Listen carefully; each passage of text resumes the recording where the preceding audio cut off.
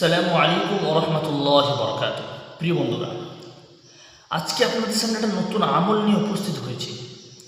যে আমলের সম্পর্কে আমাদের কাছে অনেক মানুষ আছেন, আমাদের কাছে এসে বলে, হুজুর, অমুক ব্যক্তি আমাকে ধ্বংস করতে চাইছে, অমুক ব্যক্তি আমার সম্পদকে হাতিয়ে নিতে চাইছে, আমার জমিকে দখল করতে চাইছে, বা আমার পিছনে চিরশত্রুর মতো লেগে আছে আমার পিছনে।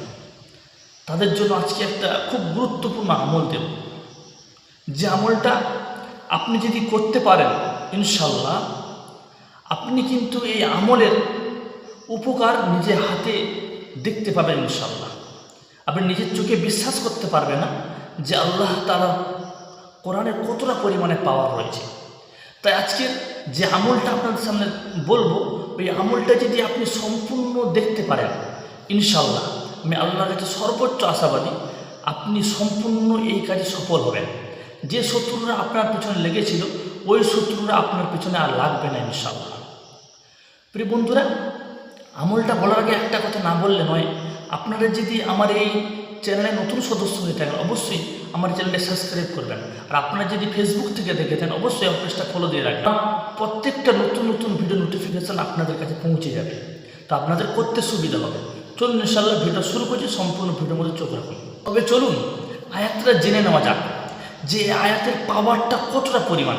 আপনি যদি করেন, আপনার নিজেই বিশ্বাস করতে পারবেন না এই আয়াতের কতটা আল্লাহ পাওয়ার দিয়েছেন।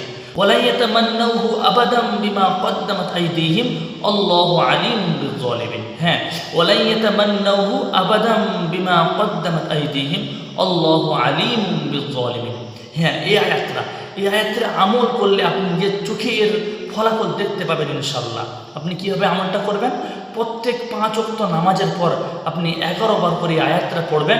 পড়ে 11 বার পড়ার পর দরুদ শরীফ পড়ার পর আল্লাহর কাছে হাত তুলে দোয়া করবেন, এ আল্লাহ, যে শত্রুরা আমার পিছনে লেগেছে বা যারা আমার ক্ষতি করতে চায়, তাদেরকে আমার পথ থেকে তাদেরকে সরিয়ে দাও।